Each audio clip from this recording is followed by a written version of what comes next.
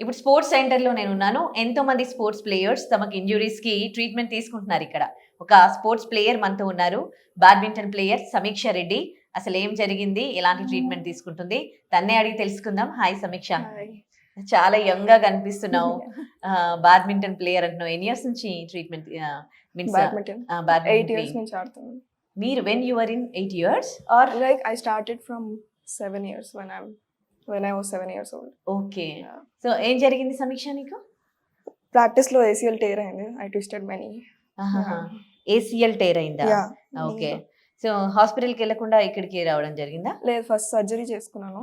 Okay. తర్వాత 3 months తర్వాత ఇక్కడికి వచ్చాను. అంటే ఏం జరిగింది 3 months తర్వాత? 3 months తర్వాత అంటే స్పోర్ట్స్ కి మళ్ళీ రిటర్న్ వెళ్ళాలి కదా, so strengthening and everything. Okay. దానికి ఎట్లా ట్రీట్మెంట్ ఎట్లా ఉంది ఇక్కడ? చాలా బాగుంది. ఓకే. అంటే ఎట్లా చేస్తారు ట్రీట్మెంట్? అంటే ఎవ్రీథింగ్ అంటే స్పోర్ట్స్ కి సంబంధించింది, ఆ మూవ్మెంట్స్ అన్ని లాటరల్ మూవ్మెంట్స్ ఎవ్రీథింగ్. ఓకే. ఎన్ని మంత్స్ నుంచి ట్రీట్మెంట్ తీసుకుంటున్నావు? ఈ 1 month అయింది ఇప్పుడు. ఓకే. 1 month లో నీకు ఎంత మేర రికవరీ అయినట్టు అనిపిస్తుంది? హాఫ్ పైన లైక్ 60-70% రికవరీ అయిపోయింది. ఓకే. ఇంకా ఎన్ని మంత్స్ ఉంది ట్రీట్మెంట్? ఇంకొక 1 month I guess. ఓకే. ఇక్కడ ట్రీట్మెంట్ చేసే విధానం అదంతా ఎట్లా ఉంది? Everything is very good. అవునా? సో సమీక్ష, ఏం ఎక్సర్సైజెస్ చెప్పారు, ఎట్లాంటి ట్రీట్మెంట్ ఇచ్చారు నీకు, ఎలా అనిపించింది? ఎక్సర్సైజ్ అన్ని like jumps, squats, strengthening everything. ఓహో, అలాంటి ఎక్సర్సైజ్ చేపిస్తారా? Yes, yes. ఓకే.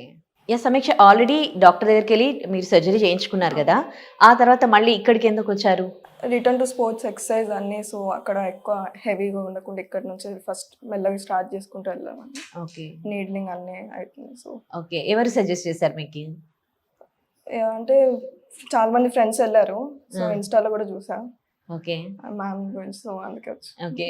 వచ్చినప్పుడు రాగానే మీకున్న ప్రాబ్లం కి ఎట్లాంటి ట్రీట్మెంట్ సజెస్ట్ చేశారు ఇక్కడ వాళ్ళు?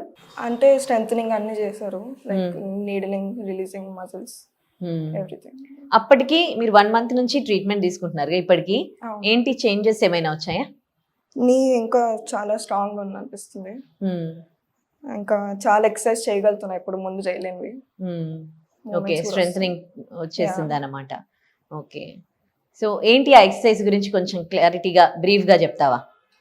ఎందుకంటే యువర్ స్పోర్ట్స్ ప్లేయర్, చాలా మందికి స్పోర్ట్స్ ఇంజరీస్ అవుతూనే ఉంటాయి. సో వాళ్ళకి కూడా మీరు తీసుకునే ట్రీట్మెంట్ గురించి తెలియాలి. అవును, ఎలాంటి ట్రీట్మెంట్ ఉంది తెలియాలి.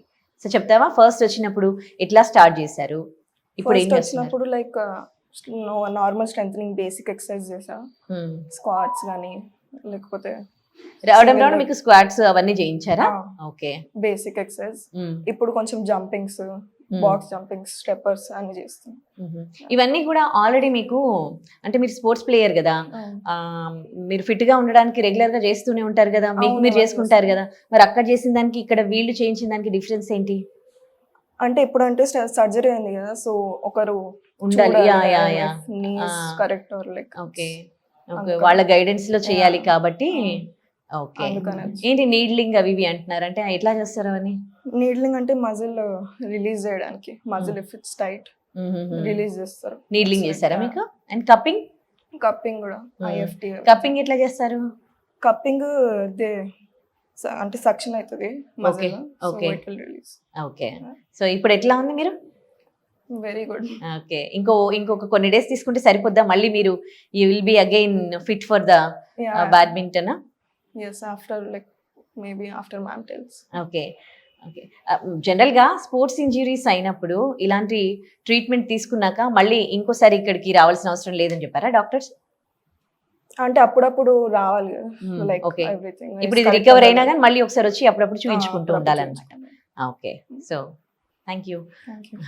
సో చూశారు కదా వ్యూవర్స్, మీకు కూడా ఫ్రోజన్ షోల్డర్ ప్రాబ్లం ఉండి ఏసీఎల్ టేర్ అయ్యి ఉండి ఒకవేళ మీరు కూడా స్పోర్ట్స్ ప్లేయర్ అయితే ఏపియాన్ స్పోర్ట్స్ రిహాబ్కి రండి.